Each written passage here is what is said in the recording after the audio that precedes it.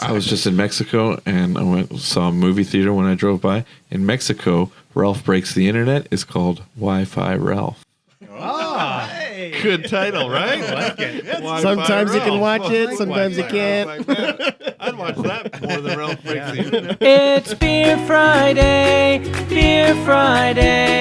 group of animators getting together to swap stories and see whose is better. And of course, drink some beer. Yeah, Beer Friday is finally here. It's Beer Friday! Beer Friday! Yeah. Pretty good. I'm your host, Rich Johnson, and I'm here with your other host. Hey, I'm Brent Bouchard. I'm the other host. And we're here with the Affolter brothers. For those of you listening at home, there's 4 of them. Not an optical illusion. We got Heath, John, Thomas, and Nate here. Yep. I got that right? Correct. Yeah, thanks for coming, guys. This is awesome. Oh, no problem. Thanks for having us. Yeah. Can you talk a little bit about Foreshadowing Films, is it called? Foreshadow Films. Foreshadow Films. You guys started this recently, right? You guys used to work at studios and do things, and now you became this, right? And now we work at our own studio and Right. do no thing. Right. Do everything. I'm the only one who didn't work at an animation studio. My day job for years was working at the Vancouver Film Studios, which is like on a soundstage rental place, basically. And I worked at the equipment branch of the studio, so that's where they just rent out the stages to like all the big movies, the TV shows, or whatever. It's not like a Hollywood studio where they have their own productions. But that was my day job for years, and then these guys were doing. Heath worked there for a few years with me. Yeah, I worked there with Thomas to start, and then eventually moved to DHX where the other boys were working. I only work at places where one of my other brothers are working. It's true, eh? Yeah. And Heath, what are you? Till now. You're an animator, or No, when I went to DHX, I was doing production coordinating. Okay. And so Thomas and I were both trained in live action, and then John and Nathan were trained in animation. So I do a lot of the writing and stuff. Yeah, so these two guys are trained in live action, then John and I are trained in animation. Right. And then the stop motion kind of brings the two worlds together. Yeah. So I've worked with Nathan and John before in 2D land at DHX before. Rescue bots. And I know like you guys work on a lot of personal projects, stop motion, like you just mentioned. Like, so where'd that start? Did you guys always want to do that? Or did that just kind of happen organically after you worked in 2D for a while, or what? It just kind of happened by accident originally. I think the very first one we did was like a 24-hour... No, 72-hour. 72-hour film like contest. Right. Trick 17. Trick 17. Sponsored by Red Bull. They give you like, here's 4 Red Bull. Oh, yeah. That should be everything you need. Go make it. Yeah, they're like, go sleep and make a thing. Yeah. Although technically, our first stop motion thing was when we were like 5 years old Right. with our dads. Yeah. Okay. I might have even been younger than 5 years old. With like a but- camcorder. Yeah, we had a camcorder, and we realized it had like a single frame kind of thing nice. on it. So we did, what was it? It was like Superman and Starring Batman versus King Kong, Godzilla. Yeah. And Pee Wee Herman was in there too for some reason. Yeah, sure. Because it was just whatever toys we had laying around. Yeah. So what was that first stop motion film? So the first one was called Marriage is a Hell of a Drug. Okay. We were really bad. Which is a hell of a title. Yeah, which is a hell of a title. It was. We got was the best assigned part. like you either was like a music video, a movie trailer, a couple other options. You didn't know what you were going to get or what medium you were going to be working in when you started. So you just showed up on the day. They're like, okay, everybody. There's like maybe 10 teams made of like up to 10 or 12 people. And then they're like, here's the medium you're going to work in, and here's what you have to do. So we got handed this like song. Right. And they're like, you guys have to make a music video. And it was, what would you say, like hip hop kind of song? Yeah, it was barely even music, to be honest. And they gave us like little bits of Play-Doh too. And we're Okay. like, I don't know if this is going to work, you guys. Like, So under they- the lights and stuff is just going to dry out. You want us to manipulate this Play-Doh? So they also said it That's has to hard be do. stop motion? I've tried it. It's really hard. Yeah, it was a whole. It was a stop motion festival. Right. So Oh, okay, all of the entrants were see. stop motion. Yeah. And some people had theory. clay, some people had paper, some Right. people you had to use humans and like stop motion them. And they gave out awards and stuff too. It was like a whole screening. They did a whole screening and like gala awards, whatever event where they gave out like 5 or 6 awards, like quite a few. And we thought we had done like a pretty good job, and like we were like pretty happy with ourselves. And we went and watched all the other ones, and we're like, yeah, like our work holds up, guys. And we won 0. Actually, Tammy Dubinsky my God. worked Tammy, are on you the that was our winning first rejection. film. Oh, good job, So Tammy. Tammy, if you're listening, congratulations. Congratulations. Yeah. I'm We were still DHS. bitter about it. Yeah. You remember Animation. who won? I didn't know that Failed until hard. like I started working at DHX, and then she came up and she's like, "Yeah, I remember Trick 17 thing. We won." I was like, "Oh, Wow. fuck, She's got the thanks for trophy on her rubbing that desk. in." And that's why you remember. We actually ended up winning a live action contest called Crazy Eights, which is put on here. It's like been around for 20 years, and they give you $1,000 and 8 days to make a live action thing. And that was for Undertaker's son, right? Yeah. Yeah, you bet. So that was like a Western that we did. And so we got both at the same time, and they're both such great opportunities. We're like, we got to just buckle down and figure out a way to do this. And Yeah, we kind of applied for both, being like, we'd be lucky if we get one of them, and then we got both, and we're like, oh shit, what do we do now? Yeah. So, Undertaker's son, because it's the 8 days thing, we're like, okay, well, we got to focus on this first and get this done. But it just really ate into our All prep of time February, for basically. Soggy It Flakes. was also first too. It was like very set in stone, the Crazy Eights thing, where it's like you have your 8 days. Yeah. It has to be this 8 days. Yeah. They all screen at this gala. It has to be this day. Blah blah blah. So we're like, so that came before, and then our delivery that was in like February, or something like that. And so January and February became like the Western time, and then we had to jump immediately into Soggy Flakes because the delivery was like June? I think it was like May or something like that. Yeah, It was maybe like late May May, I or think. late May or something like that. So we were like, as soon as we were done the Western, we were like, holy shit, okay, now it's go time. And that's why we had to shoot 19 straight days, was because the thinking was at that time, if we took a day off, it would literally might be the difference between us making the deadline or not. Right. Yeah. And sure enough, I remember turning in the final film to Telus, who runs Story Hive. It was Yeah. like due on, whatever day, the Thursday, let's say, at like 5 o'clock, and I turned it into them at like 4:50 Right. p.m. on that day, like 10 minutes before the cutoff. But Yeah. no, They Story were Hive like, is "Here's pretty some money, hands-off. go for it." Yeah, they basically Yeah. just cut you a check, and they're like, okay, now deliver us something, because you're only like contractually obliged to deliver the content, and they Yeah. don't really, in a way, it's not that they don't care, but it's like they don't try and control and shape. They give you like a mentor. Every project gets like a mentor, quote unquote. But even then, they're like, it's not like a training. Ours was Big Jim Miller. Oh, was it? Miller, Yeah. yeah. Oh, sweet. So what did he help you with the? He most of the time was always like, you guys know what you're doing. Yeah, he yeah. kind of stayed out. I think he has an appreciation for staying out of people's hair. He, too, he offered from them a working lot. with To his Hasbro credit, he shows. was always like, Cool, if you guys need help, Yeah. let me Yeah. know. Yeah, But we and were kind of like, oh, He was yeah, super that's- sweet. supportive. see, that's what too. you have he that gave us channel he there. did give us notes on the script and the best thing was the animatic kale, and the stuff kale like that. mobile. That was his idea because we were in the middle of production. We hadn't even made the vehicle yet. Originally in the animatic, I don't know if you've seen this scene, but like Captain Kale leaves the diner all defeated, and he ends up getting in a limo. The limo turns into a helicopter and flies away. And we were kind of like, we're running out of time. What are we gonna do? Should we do it a real limo? Should we just maybe like superimpose a photo of a real? So we asked Jim, we're like, what do you think we should do, Jim? We've been up for days straight. We have no context for anything right now. We're using our phone a friend. And he's like, yeah, do a Kale mobile. That'd be kind of like Captain Kale would probably have his own thing. We're like, you're totally right. Yeah. So we found his Then we're like, vehicle shit, and- now we got to build a kill mobile. Thanks a lot, Jim. Like 16 to 20 hour days most of the Right. time. Like I would show up after were Travelers and be like, how's it going, guys? And they'd be like, like I remember on the last weekend, it was kind of like all hands on deck. And I showed up at after work on Friday at like kind of 5 p.m. on Friday and didn't even go outside again until we were done Sunday night. Like it was just round the clock kind of thing. It was pretty horrendous. Because we were under such a tight deadline, we couldn't miss a day, and we Yeah. turned it in like 10 minutes before We even the cut a deadline. shot. There was one we, shot. we even cut a shot, yeah. Yeah. But then I say that, but I'm realizing that the last stop motion thing we did, where we were supposed to have a lot more time, it was like the exact same thing. It's always Yeah. that It's an way. artist thing, though. I've heard that. It's Wow. like artists end up, most of them take as much time as they are given. Yeah. It doesn't kind of matter what the thing. deadline is. Like, Yeah. there's a name for that too. Insanity. Lazy. no, Blissfully I'm done. ignorant. I can't if- They're all applicable. But you're right. If you didn't have a deadline, you could just polish and noodle till you die. Yeah. Yeah. You know. You end up Yeah. becoming like Richard Williams and working on a film for your entire life, and then not even Disney maybe puts it even in a And then they cereal force box. Yeah. you to Free. make a cut and release it, and you're unhappy Yeah. with it. Wars. Yeah. That's what they say. I guess like they say that about all types of arts, where it's like it's never really done; it's just released. Yeah. Because like eventually you just put it out there. You but, abandon it. But There's a if you famous- don't put it someone out there, famous you could said just keep that. It was going about on painting, it wasn't forever. Is there anyone of the brothers who's like got veto power?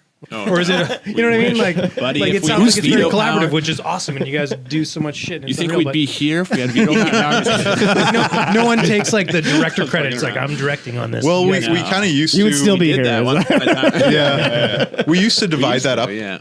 technically, but then after we're like, that's kind of stupid. Like, You why guys are we know- even bothered? you Like, guys know these how two you did work. the script and we did it. Yeah, but there was on our very first No. couple projects. We're like, hey, you write this one and you direct, but then we're like, Right. the lines are just so blurred that we're like, we're all Basically, doing all of it. If So someone why wants to are make we? a change, Yeah. you just go, I'm thinking about this, and you guys go, yeah, no, Yeah, whatever. totally. Yeah. And it's Take a very, vote, very kinda. rare that it's like two people think one Right. thing and two people think another. You guys have thing, like and a we can't hive come mind. to a- Like Doubt that there's ever happens. some sort Well, of DNA yeah. thing going Also, on. just to go back to the beginning stage of creating something, is it? I'd imagine it's just someone comes up with something. Hey, I got a good idea, and then you pitch it to everybody. Yeah, Pretty much, basically. yeah. And then you guys We kind of Yeah. keep a log of all of our every year or two. We kind of get together and like, okay, here's a bunch of random ideas. Maybe like that's how Soggy Flakes started. I think it was Heath's idea. It was like started as Even Breakfast John's Buddy or John. And it was like, Something like that's the thing. We never could really keep track It started of it. with like Yeah. a newspaper article that somebody read that was like Kellogg. It was right when the health phase was happening, where like low carb, low sugar, and gluten free. right, yeah. And Kellogg's was doing so poorly business wise because of that they were thinking of getting into other avenues, Right. including like getting into dog food. And we were Oh, like, no. that is hilarious, because instead of being like, well, maybe we should think about like making something healthy, they were just like, oh, fuck it, man, let's just feed some dogs. And so we just started talking Dogs about can eat that. And cornflakes, then I feel like it was maybe John that was like, imagine what all the breakfast cereal mascots are doing now. They're all unemployed and stuff like that. So then we're like, that seems like a funny idea. So that went in the catalog. And then it wasn't until a couple years later when the Story Hive thing came up and they were doing an animation round, and we're like, well, maybe we should submit something for that. And we kind of just went through the catalog and we're like, Right. oh, this seems like it'd be a good fit for that. And so then we started developing it further. Yeah, it was one of the first things that we got greenlit before we even had a script, because it was all just a Story Hive pitch. It was basically like a 1-minute video pitch with a few like documents to kind of back it up. yeah. All right, we have some craft beer here. This is from Black Kettle in North Vancouver. Uncommon ale. It's like a dark malty kind of thing. 5-point-something%. I didn't want to go too like hoppy, because we always, it's typical to just do like, we'll get the IPA or something like that. But this is like it's very nice. It's the other end of it. It's the malty side of things, That's nice. I dig it. We- I'll pretty much drink any beer, but I Yeah. will say that this one tastes especially nice. Oh, good.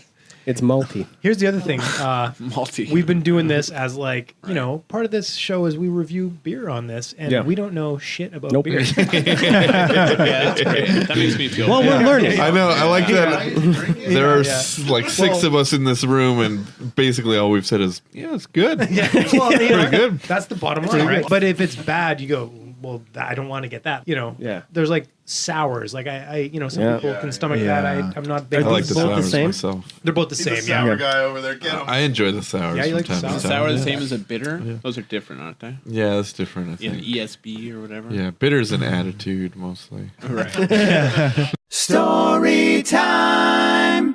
I have no cool animation stories. As I made But you met as I Keanu told these Reeves. guys when I showed up. Yeah, it's true. I did meet Keanu Reeves. You got to walk around cool, Yeah. crazy One sets. time I was on a That's forklift. kind of like being in the Matrix. Yeah. And I saw Keanu Reeves. They were shooting. And he took a bunch of pills before he met him, so that helped.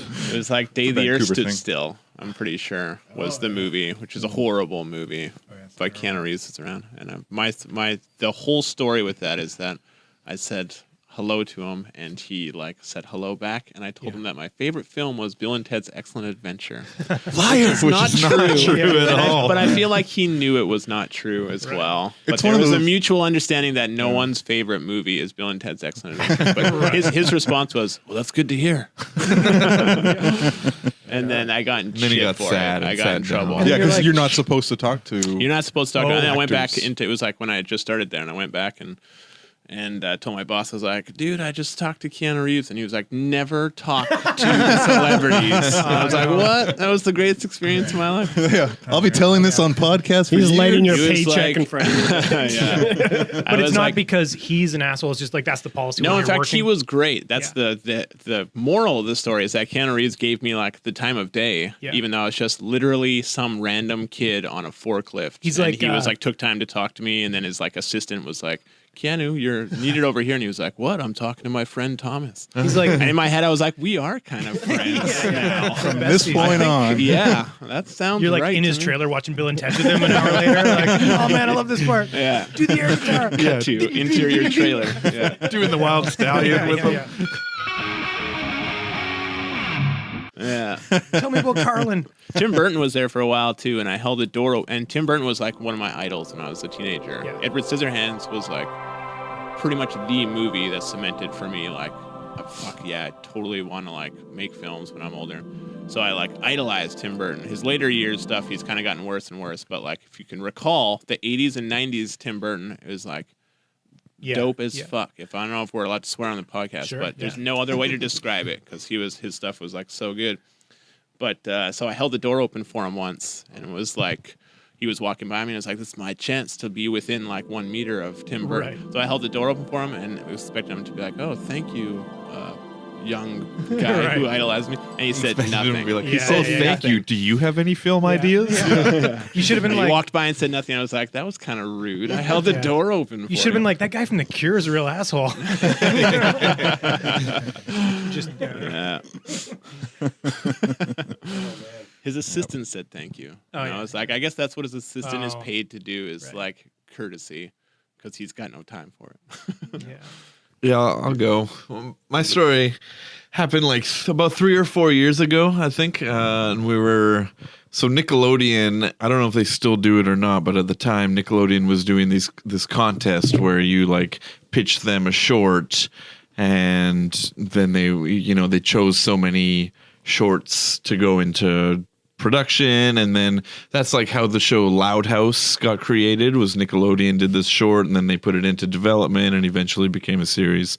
And so we heard about this contest, and they actually contacted us, and because they had seen Food Flicks on our Comedy Blender thing, and they're like, "Hey, we really liked Food Flicks, and we were wondering if you guys would want to pitch us a short." And we were already sort of semi thinking about maybe submitting one, so we're like, "Oh, all right, they contacted us. That means we probably have like a leg up in the competition, kind of thing."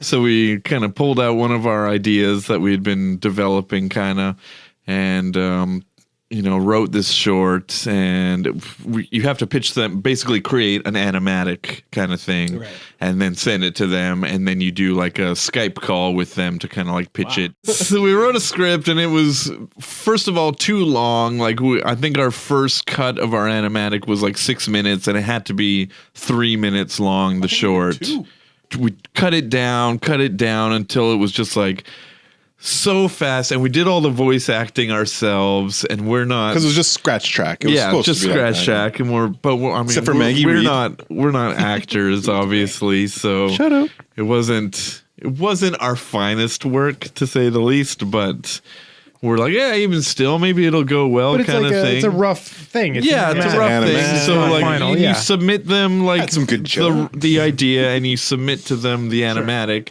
and then they give us our time of when we're gonna have our Skype call with them, and we assumed that they were gonna like watch the animatic, and then we'd have our Skype call, and we'd talk about it and what we would want to do with it as a series, kind of thing. So our time came for our Skype call, and we realized very quickly that they hadn't actually watched the animatic yet. So we're like, oh, okay. So we kind of like pitched them the idea, and we were talking to them and stuff like that. And then they're like, okay, well, we're going to watch the animatic now. And we're like, okay, that's kind of weird. So over Skype, so the Skype call became us watching them watch our animatic, and it did not go well. Oh, no. So it ended up being us watching them not laugh at our animatic, And just, like, they were sit just there like, there were, I coldly. think there were 3 or 4 of them, and I think the best we maybe got was like a, But but like, were these the kind of guys who just don't laugh at things? I don't know. They're all Nickelodeon That execs. remains to be Right. seen. But you kind of got the feeling like maybe they'd seen 100 of Were these, they like, over the dead course of the inside week. now, and they're like, Yeah. they're like, okay, what do these next guys got? But why you do know, you like- have to be witness to that? Yeah, Like, that's the like, thing. so they- if they're gonna so yeah, do they, that, they Skyped you in just to watch. So we to make You watch them not laugh at your thing? Yeah, it was like us watching their deadpan faces stare at the screen for 3 minutes. And I'm glad it was only 3 minutes, because if it had been a minute longer, we probably would have given up on our career. 5 minutes. 5 minutes before the Skype call was like, David, hate to say, but your wife's in the hospital. You need to. And it was the hottest day in LA. The air conditioner had broke at Nickelodeon. So yeah, they so all just had basically- like hot peppers that like They done the spin the bottle somebody thing. was farting. Yeah, so we spent the whole time just watching them just not enjoy anything. You could tell they just hated every minute, and then after they watched it, like, Okay, cool. Well, yeah, thanks for everything, guys. We'll call you. as soon as we ended the call, we're like, well, I guess we should start working on something new, because that didn't go very well. It was just super awkward. And But you don't give up on it, right? Like that's something that no, I mean, yeah, that's the thing. And we learned some things from it. Like shorts should be more simple, and we were trying to cram too much into the short, I think. And the but- bottom line is like someone at Nickelodeon contacted you about something. That's something. And yeah. that person got fired. That's Probably. Yeah. They never did the shorts again. right. I mean, you guys dismantled the whole department, but other than that, it's fine. Nickelodeon probably just stole it. It was definitely the most awkward pitch that we've ever done, I think. Yeah. Normally getting rejected feels better than that. It's a little There's a lot softened. of rejection, though. That's the thing. The moral of the story is some shit just doesn't work out, man. No. And that's okay. Because in this industry, It's still man, a good you gotta idea have for a thick show, skin. though. I think Thick skin. Remember the first thing they said was like, so you guys like Simpsons, eh? Because I think maybe one of our characters was like reminiscent Can you of a guys Simpson talk character. about what this pitch was, or is it? It's listed on our website, so Yeah, we probably can. probably. It's called Upchuck Stenchfield, and it's like a goblin character kind of thing. It's about a human kid who gets transferred to like a fantastical type of world kind of thing, where like he's this like short, fat, nerdy kid, but in the world of goblins, he's like Cool guy. like super cool guy. 'Cause Right. everyone- he's He's a like 4 good-looking feet goblin. tall, but they're like, whoa, look at him, he's 4 feet tall, kind of thing. It's just like a kind of gross out, like Beetlejuice-ish type show. you Yeah. know? Right. I was gonna tell a story from my VFS days. Please. Tell it. Because I was about 18 at the time. I was one of the youngest one at VFS, and Terrible year. terrible year. Bad year. Me and a few other guys in the class were like, "This is our college years, man. Like, we grew up on Animal House. We got to pull some pranks, some big pranks." But nobody at VFS really cared that much, like the staff and stuff there. Like, we'd duct tape somebody in an elevator and send them down to the security guard, like nothing. We used to do like fish for. Like have these little like cans and then like fish out the window on the 6th floor. We were at Canby and Hastings at the time, and like we'd fish for bums, and we'd put like cans on like the ledges of the building outside people's offices, so that when they came in the next morning, they'd be like, "What the heck is this? How did that get out there? Somebody crawling around?" Anyway, we'd just do all sorts of different little pranks, and eventually we got to the point where we decided we wanted to have a banner going across Hastings Street that was like, you know in those westerns. They've got like the thoroughfare, and they've got like this banner that's like, the dance is coming. We're like, we want something like that. You know what? It's our time. And there was this Batman cutout that had been like passed through all the classes. Like when a class graduates, they're like, here, take this. And it's like kind of a almost life-size Batman cutout. It's kind of like plasticky and stuff. So it's kind of reflective. We're like, we should just like hang Batman out across Hastings Street. We'll just put him out there. So of course we did it at night because we didn't want to get caught. Because Batman only Well, comes that's out at night. Yeah, he only comes out in the Dark Night. Yeah. Got his So- cut out for him Yeah. down that. Or, We had this fishing line, and we're like, we got to get this fishing line to the rooftop of the building across the street, across Hastings. And so what we did is we put a bit of the line inside this like balled up wet paper towel. We opened the window and we chucked it across the street, and it landed on the other side, like on the other building. This is so Goonies. Yeah. So the fact that worked is That was pretty. Yeah, we were very skeptical. We're like, we're not going to be able to throw across Hastings Street. Are you mad? That's almost like 20 meters. Yeah. So we throw it across. We get it over there. Okay, now one of us has to go to the other building, crawl up the fire escape, and tie off this line so that we have like this line going across the street. So we draw straws. My buddy Jose, he gets it. Wasn't he like, no way, Jose? He did not pull that one out, but that would have got him out for sure. So Carl and I are lookout in the alley. We're right behind like the Canby bar, basically, like the little alley before the Canby.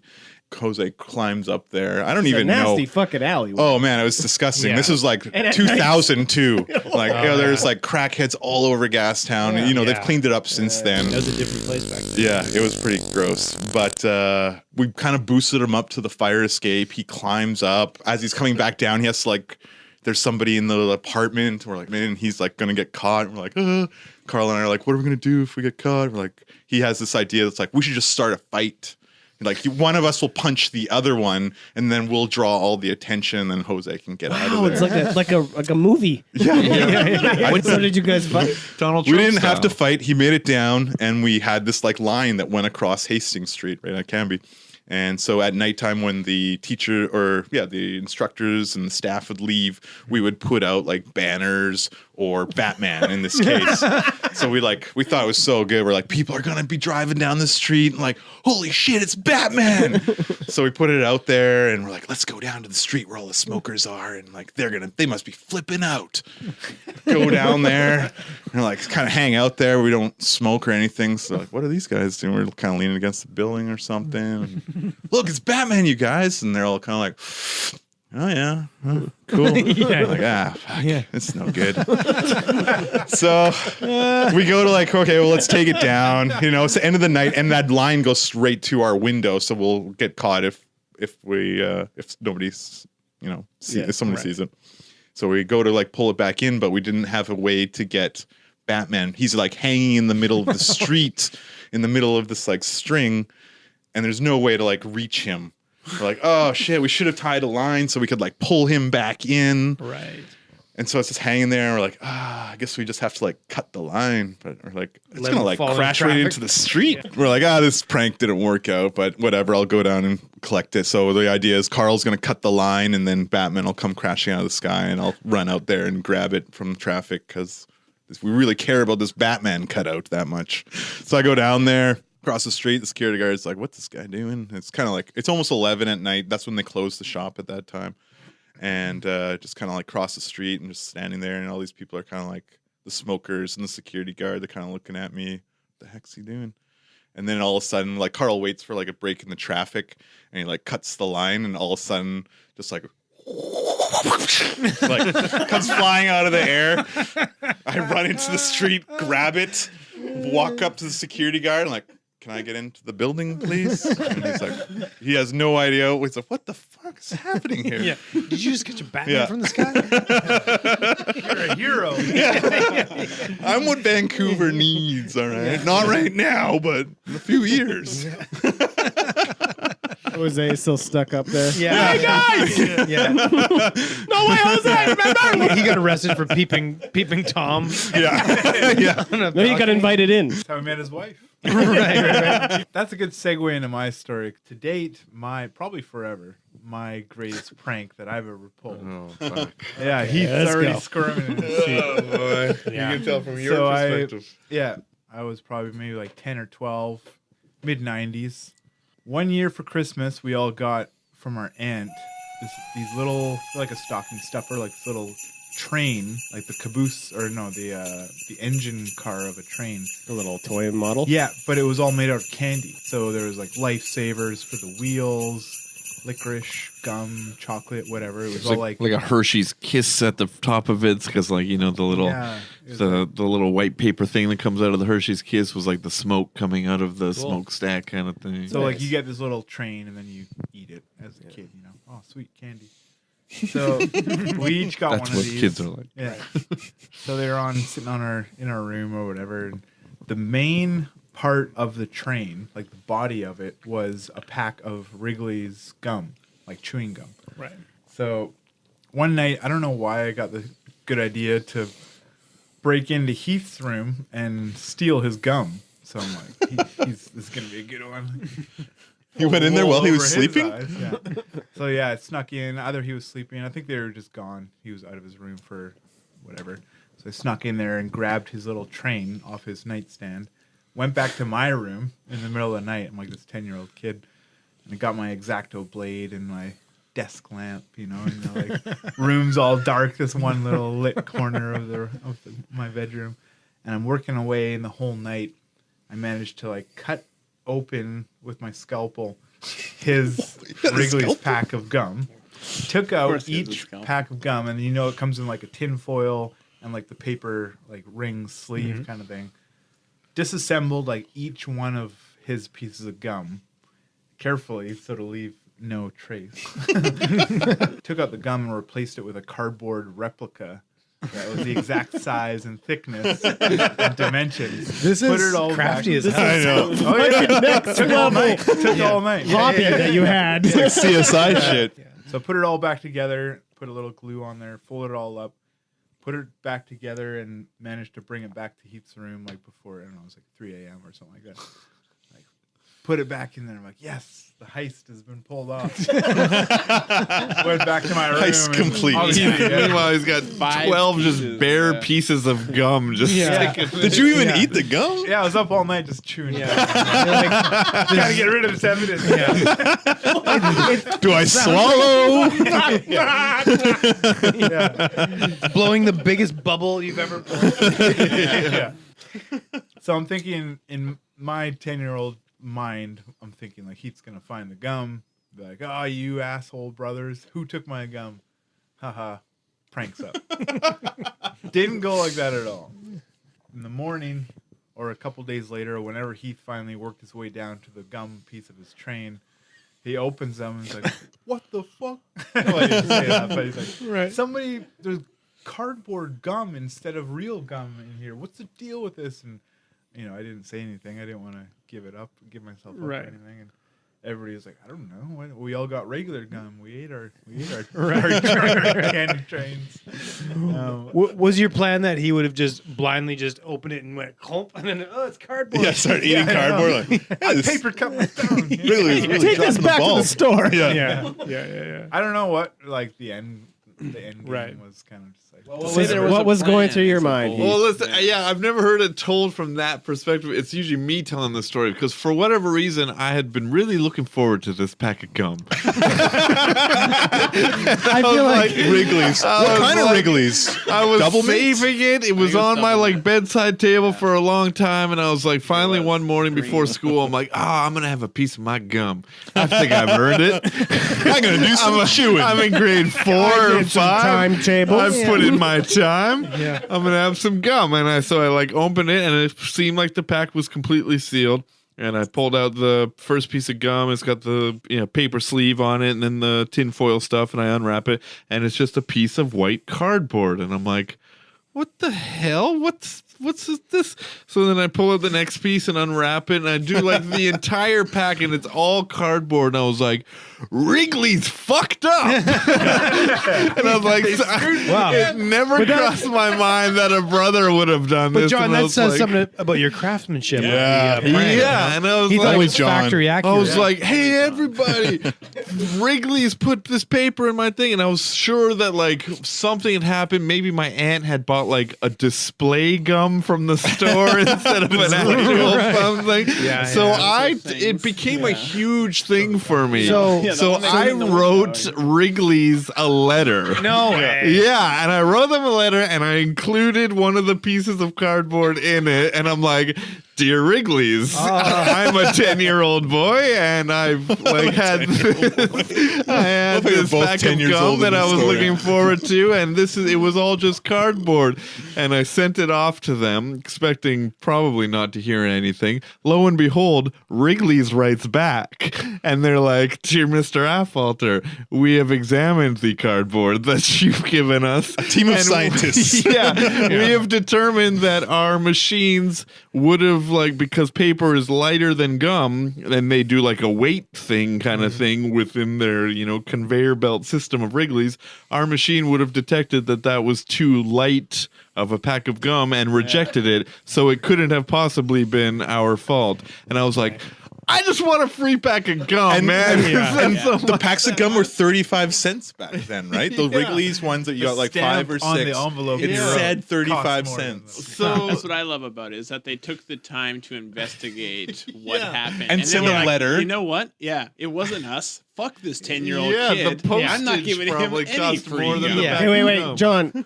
Throughout this whole thing, did you tell the other brothers? No, I didn't. No, so we had no- I didn't no tell one knew. anyone. Yeah. This is your dirty secret. It was Yeah. very big, dirty secret. Yeah. And do you guys remember Street Sense? It was like a CBC Yeah. show Yeah, where yeah, they of would course. investigate, and they had things that were fit for the pit. Yeah. When it was like someone had a consumer had a problem with a product, I wrote Street Sense after the Wrigley's gum thing because I was like, somebody fucked up, and Wrigley's is screwing me I over. love it. Street Sense never actually got back to me, but I took it as a personal vendetta where I was like, Wrigley sucked. And for the next probably almost I think it happened when I was in grade 4 or 5. And That's so like it would 5 have been years, about 5-6 5 or years. 6 years Yeah. of every single time somebody had a pack of Wrigley's gum, I'd be like, you should boycott Wrigley's. And I would tell them the entire immediately story into the story. every So your single prank time. kind of worked really well because it did really do well. psychologically fucked with him. Yeah, You know? So and it was eventually we had an exchange in high school where we went to Prince Edward Island, and I went there, and John was on the trip as well, and somebody had a pack of Wrigley's gum. This was when I was in grade 11. At this point, John we're was on in the grade bus, 12. traveling, and then Yeah. from the back of the bus, oh, Wrigley's gum. Yes. Let me tell you, think about Somebody pulls out a thing of Wrigley's gum, and I'm like, the let best. me tell you this. And I went in, I did the whole spiel about how bad they are and stuff like that. And then finally, John, I think you were in the seat right behind me, and he puts a hand on my shoulder, and he's like, Heath, I have to tell you something. And he tells me that story that he had before you snuck into bombed my room. Wrigley's. yeah. And the got the sick, dynamite already strapped to his chest. You gotta tell me something? sick sadistic mind of John had not told another soul about this prank for 6 years, and I've probably a good 50 times have told this story of trying to get everybody to boycott That's Wrigley's. And in my defense, most of the time I would just forget about it, move on with my life. Yeah, yeah. normal Yeah. people would. Where I was just harboring this anger the Yeah, forget entire about it for time. months or a year, Yeah, and it then was once in a while. Meanwhile, he's finding So different avenues angry.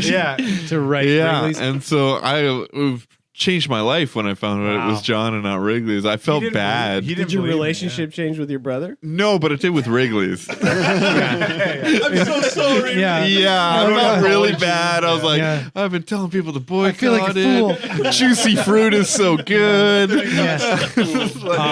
See, Yeah. I would have just switched it with dog poo or something. Yeah, that's the good. Yeah. Yeah. Or something like that. you But know? yeah, the funny thing is, John could have never predicted how personally I took it, and how big a deal I made I out think of you it. kind of discovered yourself. yeah, This process. I was helping you. I was Yeah. helping you find yourself. yeah, but for 6 years he kept this a secret Yeah. until he I finally had no told idea it me. would go on that long. It was a good prank, Yeah. man. I love Best it. prank ever. That's That's great. great. That was a good story. Yeah. Snack time. Hot sauce roulette. Yeah. Hot sauce Oh, roulette. for our listeners at home, Mike, what we have here is we have a roulette wheel of hot sauces. We have. I'll just run the board here. Here's what we Yeah, got: let's run it. First up. Western Family Cayenne hot sauce, which is essentially the no-name version of Frank's. But it's for the family. Next up, this one is called the Chili Habanero Verde, green habanero pepper by Myanic. Sounds delicious. Yeah. Myanic. I had an aunt Yeah. that was my aunt. Is it yeah?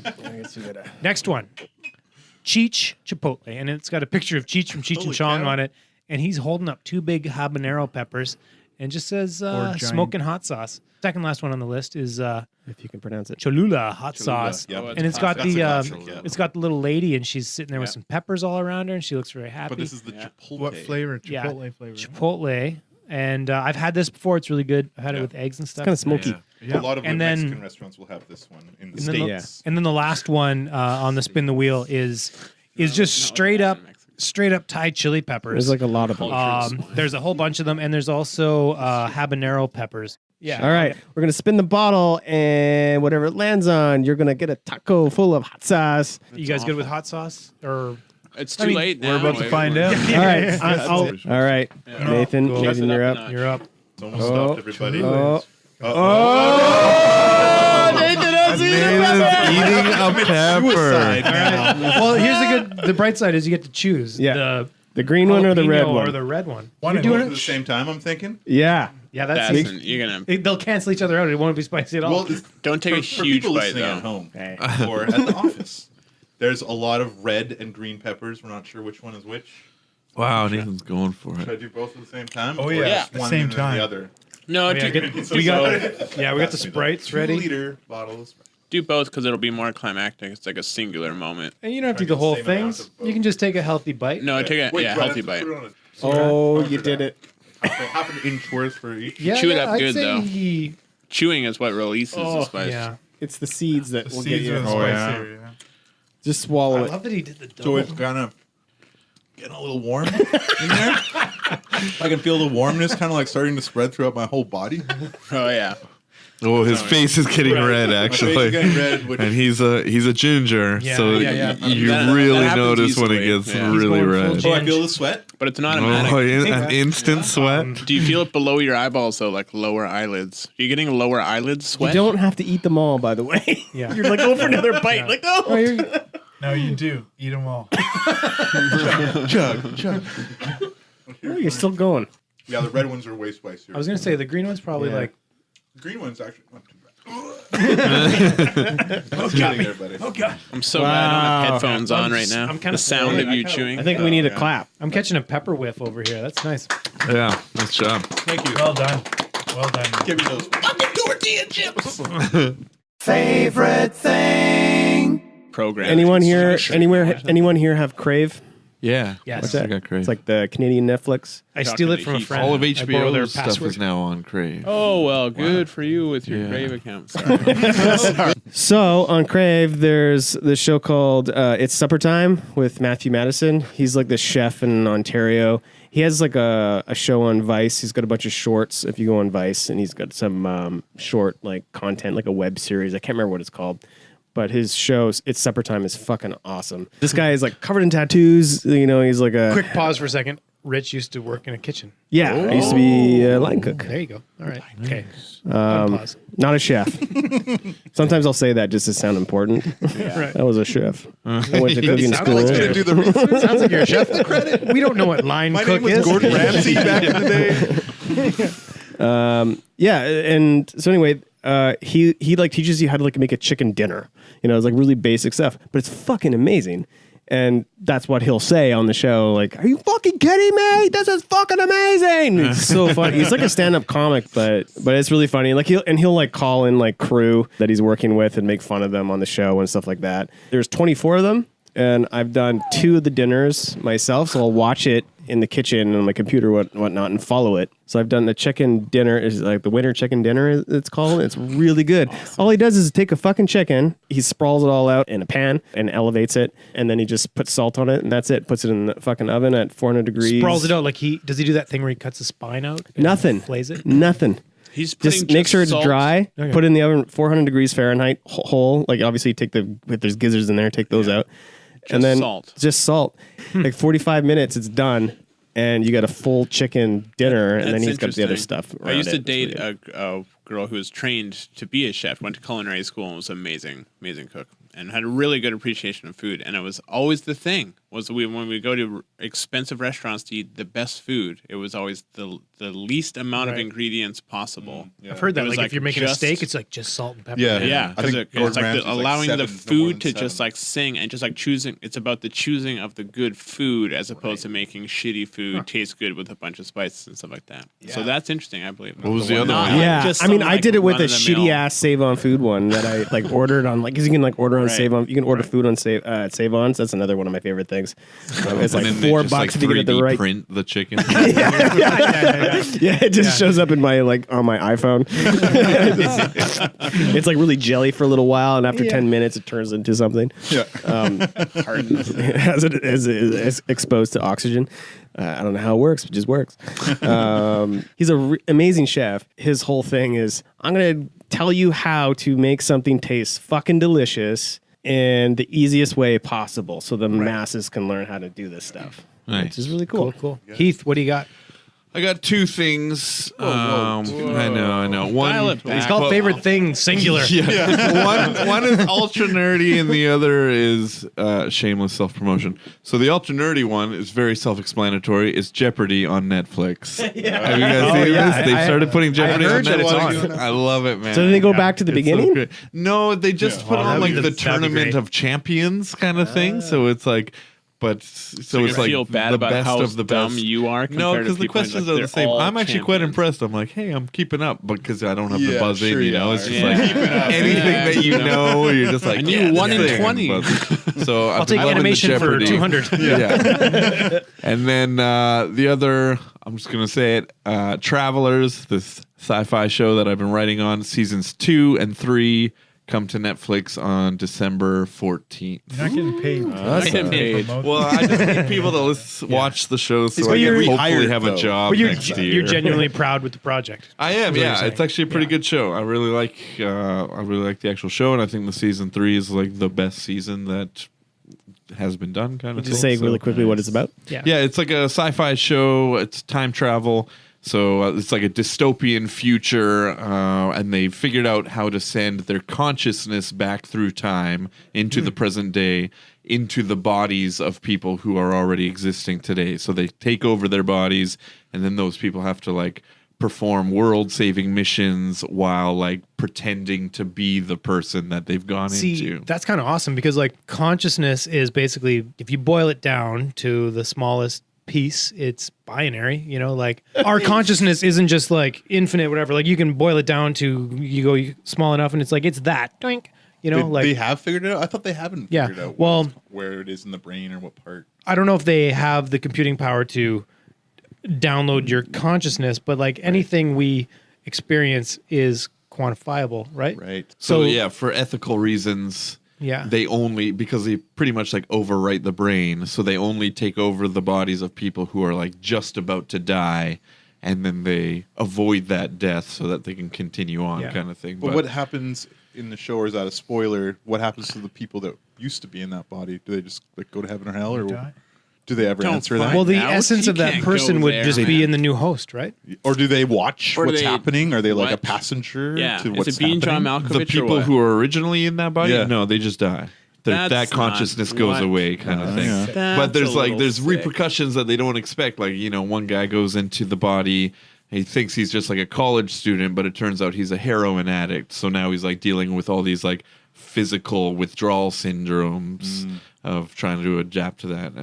Anyway, it's a great show. sounds cool. Y'all should check it out. Yeah. I co-wrote an episode, the season finale of season 3, and I'm actually in an episode in season 2. Oh, shit. Yeah. Spoiler.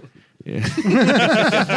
That's not a You spoiler. mean Heath spoiled the episode? Yeah, Yeah. exactly. Right. So those are my things. That is what I meant.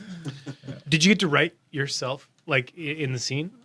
No, Oh my I God, did not no. wait That that would have been episode. insane. Right. But he was named It Heath, happened right? because it happened because at the time I was the script coordinator, so I was working closely with the Right. writers, but not one of the writers. So they were like, they had to create a character who basically his only thing that happens to him is he gets a deadly disease and then dies. And they're like, let's That's name a this spoiler. character Heath. That's a spoiler. Right. So then it became a running joke in the production meetings of like, and then Heath's eyes start to bleed and he has a seizure, and then they'd be like, Heath, what would that be like? And I would just like pretend to act it out. That's just like a fucking around. As kind you're of like thing. taking pens and stabbing. Yeah. He's a method actor. Eventually, the showrunner Brad came out of his office one day. He's like, "So, do you want to play Heath?" And I was like, "Are you kidding? That's a horrible idea." Hell yeah, I want to play Heath. So I did, and it was a great time. And my eyes bled. Cool on set.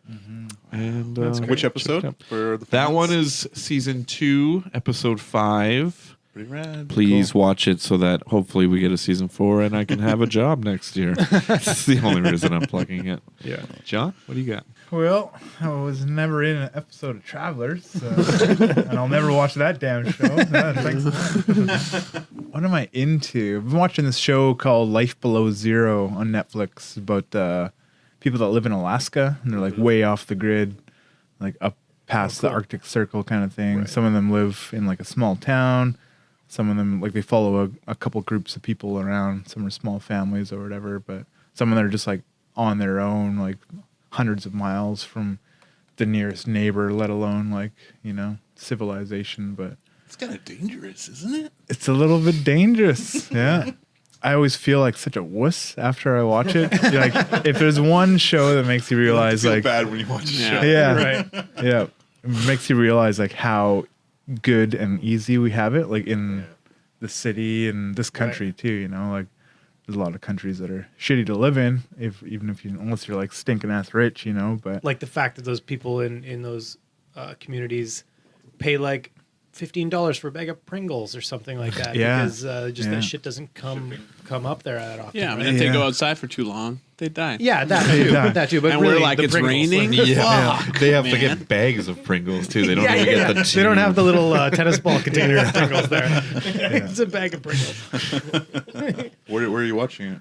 I'm watching on Netflix. Yeah, Oh, cool. I think it's actually a BBC series, but obviously shot in Alaska. But I don't know. I just find it really interesting. People like living off the land and they like hunt their own meat. You know, if you don't hunt, you don't live. I don't know. It's pretty awesome. It's like Is there any, inspiring. is there any hermits in it? Like, Oh or is yeah, it- they're pretty much Yeah. all hermits. Yeah. There's like a fan. Like the first episode I saw, dude. Yeah, there's one family. They're like the Hailstones. Yeah. This man and his Inuit wife, and they're like 5 daughters or something like that. The youngest of the daughters is like way more badass than I'll ever be. She like, you know, cuts up a frozen caribou with a chainsaw and shit She's like only that. 3. Yeah, Right. and I'm sitting there eating like crackers and hummus. Like, oh man, my life's hard. Ran out of hummus. Now I have to go kill a hummus with my bare hands. Yeah. How does one? They're big. yeah. What have I been doing? What have you been in? What have Oh, you been up to, man?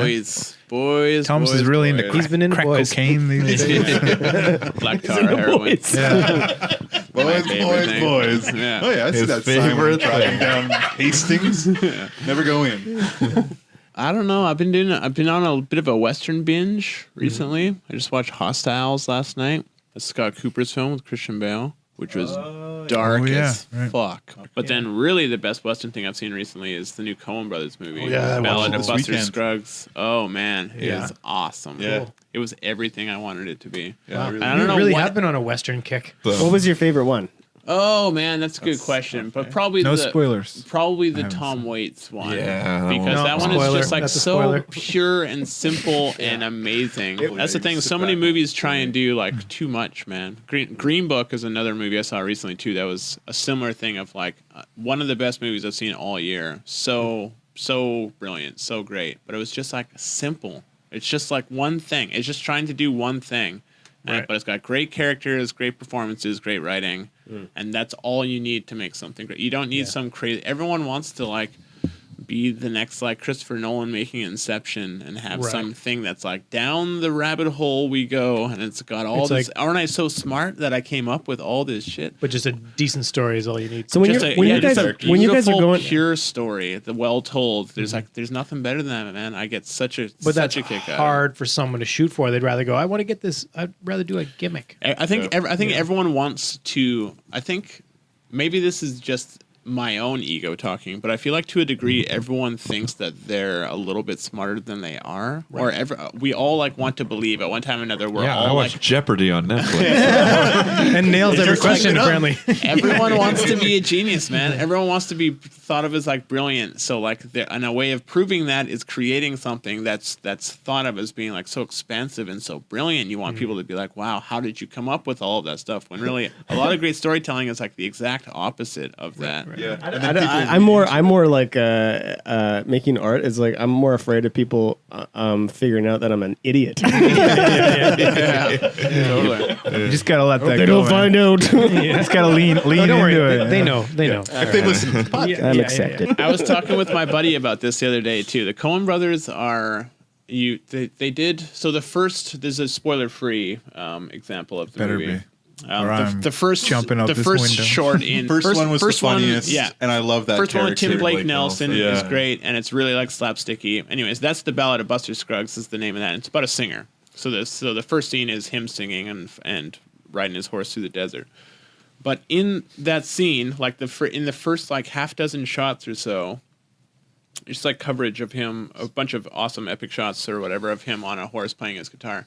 There is in these canyons and great location, and there's one shot that they just cut to for like a couple seconds, which is like the camera inside of the guitar. I saw, yeah. Shooting out into the world, and the acoustics change, like, Right. so the sound design feeds into it, and it's just like it's just really interesting, weird angle where you feel like for a brief second you are the guitar Right. in this world, in this country world, and he's playing this That's like wild. beautiful little tune on it, and it's just like it's almost an afterthought. It's got almost nothing to do with like the actual story and plot and stuff like that.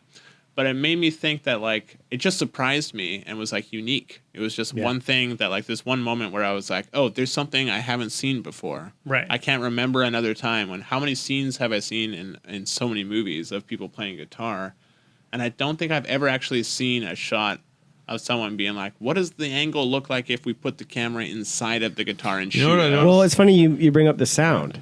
Like, Yeah. I think I've seen that shot, maybe, or I don't know, and maybe in a video I game. know or something. Breaking Bad did that. I rewatched Breaking Bad recently, and not guitar specifically, but they go inside a lot of things, like an oven. And you'll be inside, and then you'll see the door Yeah. open from the inside, or like one of the barrels of chemicals, kind of thing. The mailbox, like they're always putting the camera inside of things. I mean, I feel like some people would be like, oh, by putting the camera inside the guitar, it's reflective of the sense that the guitar is the only, truly a moral observer of the story, and it doesn't take a side, and it's not good or bad. And for a moment, they want the audience to become that moral observer of the story, and all sorts of weird stuff But like it that. might- Like you can read into it. Like if you're a film critic, you can read into stuff as much as you want I'm to reading the into this ends of the earth. conversation I wonder But if they I- just to a did. I wonder, degree- but I wonder if the Coen brothers are like, let's just do it because it's fun. I know. I feel like to a Yeah, degree, totally. that's It's like we what I got feel tiny, like. we got tiny Contrast cameras now or that something. work really I feel nice. like Yeah. that with a lot of And the they're just Coen like, they Brothers just thought it was stuff, an where like interesting thing. They're if just you like, read- that's an interesting thing. if you read reviews of the Coen Brothers stuff, they like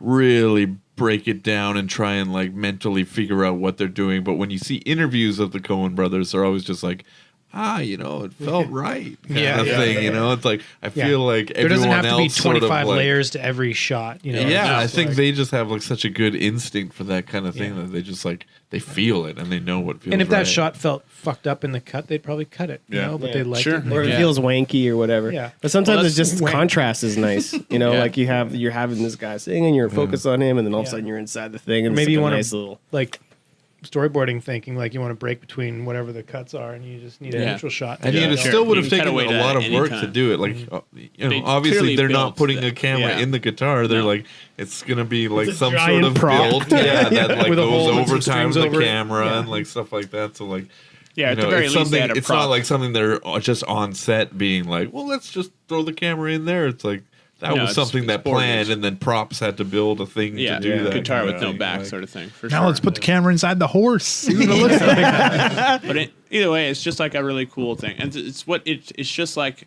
reminded me that the Coen brothers. What I love about them so much is that whether you like their stuff or hate their stuff, what they're always doing is striving to do something differently, and to do something in a unique way. They take creative risks like it's nobody's business, like it's going out of style.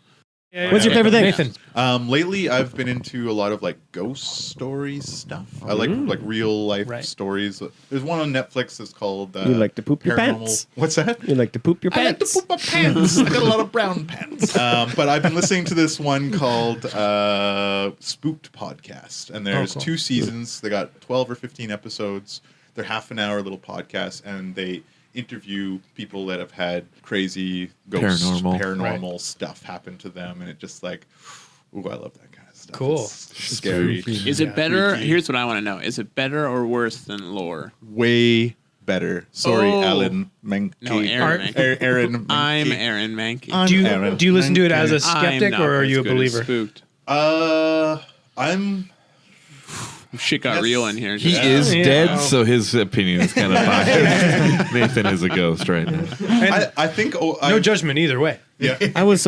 You have some color. So. I believe now. I've watched enough of them, and there's enough of these stories. There's one that was that you can only get in the States called Paranormal Witness. Right. And it's like they do That's reenactments. awful. It's kind of like a live so action. It's kind of like your guys' podcast where they'll just like interview people and then edit it together a little bit, put in some sound effects. Ah, kinda I like see. So it set is the an interview. So it's like a scene super little high bit. budget, real production kind of thing. They're trying to be what you guys are, basically. Yeah. Oh, Norman Bates story. It's the worst time I've ever been. The most You should save it for afraid I've story ever time. been. What happened? You got It haunted? was that we used to watch hockey at home, and in the intermission, we would go downstairs to our basement, which had concrete floors, and put on roller skates and such, and goalie equipment, and play hockey blades. against like them. on the break. Please. Yeah. It wasn't just like a disco. That's what's going. Yeah. This one's a Big snowball. Right. Anyway, someone's always got to be the goalie, and the goalie's got to put on like goalie pads and stuff like that. So it's a bit of a process. I feel like a couple months before, or like the zeitgeist in our house had been something about Psycho, and we had this ongoing thing of like being in the basement with Norman Bates, and one asshole brother would say to another brother, like, "Oh, you're down here with Norman Bates," and then run off, sort of And thing. then shut off all the lights. It would so you're, become like, a thing. down in the basement. Yeah, there's a Make it light a switch thing. like at the top of the stairs. So Right. whoever's Of at the course. top So can it's shut it off. very much a thing. Leave somebody in the dark. Like a really kinda steep thing. set of stairs Yeah. too, with no Yeah. railing. Yeah, There's yeah. also They're like like wooden Oh, yeah. stairs. No like, railing. over the Did you have a Yeah. heater down there? Was there a heater? Sure, yeah. it was all down there. man. There was It like all a table down there. saw and everything. Yeah. My dad had a workshop down there. Anyway, Scary so, as shit. so Carcass. Heath and I are watching like Canucks game or something like that, and during the intermission, he's like, "Let's go play hockey." And I was like, "Yeah, for sure." And he's like, "You be in net." I was like, "Yeah, no problem." Put on all the pads and stuff like that. Got all dressed up, and then just before we're about to start playing hockey, he was like, "Haha, I got you. You're down here with Norman Bates," and then ran up the stairs. And I was like, "You jerk!" And it was like probably 10 or something like that, a little kid. But I was like, "Whatever." So I had to take off all the goalie pads. Took like 30 seconds to a minute. Now I'm really down there alone because he just scampered off upstairs. And I'm like, "What a jerk!" Now we don't get to play hockey. This sucks. That was in like an open sort of area of the basement. And then you go to this like narrower passage where you turn a corner to go up the stairs. Just to the left of these stairs in this narrow passage is the door to our dad's workshop where he would do all his woodworking and build shelves or whatever he was working on. Right. And that door was closed. Or which is summon no big demons deal. or whatever. Or demons. But Human sacrifice. And then just as I'm turning the corner to go up the stairs, when it's like, so I've been down there for like probably a full minute, feels like an eternity. Sure. But like a full minute of like just being down there in the dark, and I'm already like sort of on edge.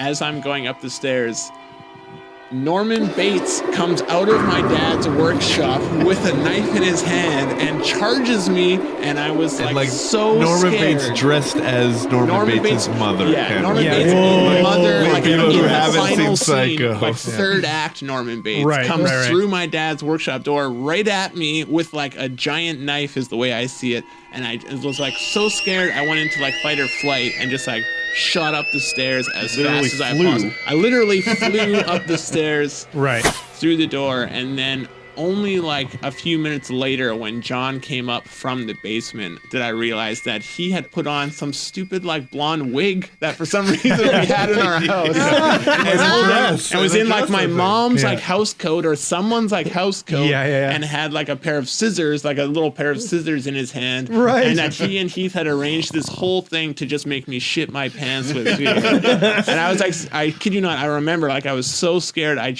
actually started like crying. I was like sitting there like in tears. This little When you got child. upstairs? When I was upstairs, Oh, I was yeah. like It the all third caught up the with Canucks you. game started Yeah. again, and I was like sitting on the couch like literally crying. I was like so afraid, Yeah. and I'll never forget how terrified I Even was after that. because of this asshole in Yeah. a blonde wig. Wow. That is why you don't want to be the youngest brother Yeah. of a set of four brothers. Because me and John were like, here's something that we could do. That would be funny.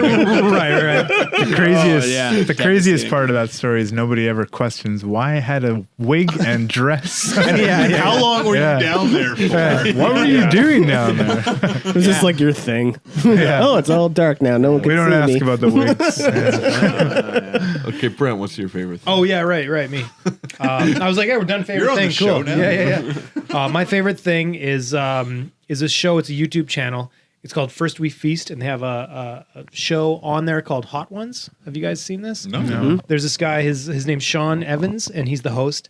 And what he does is he sits down with a celebrity, and they have 10 chicken wings, and they both have the same chicken wings. Oh, I've heard of And they go through 10 degrees of Hotness. Yeah, they start with an easy kind of sauce, like they start with sriracha or something like that, Right. and they SU levels. ramp their way up. Start with sriracha. So something is crazy. By the 10th one, it's like some sort of hot sauce that's just burning their mouths, and they're and some people can't make it past 5 and they tap out. But Some people die. Yeah, some people die, but most people do it all, and they just end up like hating it or whatever. But it's really entertaining to watch, and he gets like decent guests on there. Like he's had like Ricky Gervais and like Charlize Theron and I saw Neil deGrasse Tyson. yeah, Neil on deGrasse the- Tyson was on doing the there. I chicken saw wing challenge. Jack Black was the one I saw. Jack Black That was pretty and funny. Kyle Gass. He had Tenacious D. Tenacious D complete on there.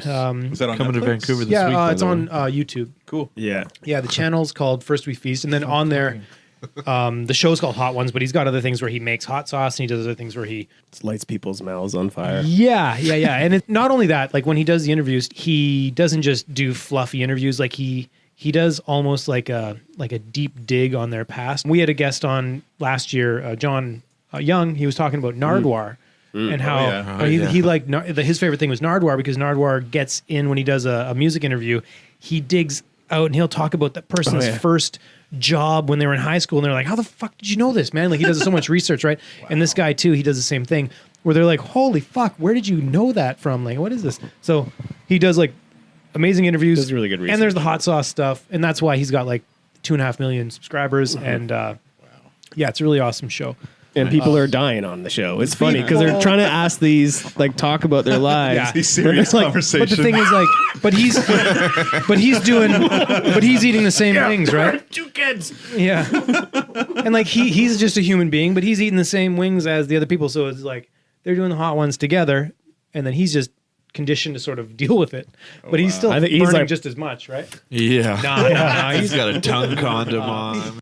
Do you guys have any sort of films, things you want to promote? Any kind of website you want to throw out there? We're always posting about whatever's latest and greatest that we've done on our website, which is foreshadowfilms.com, or on our social media, which is like basically just Instagram and Facebook.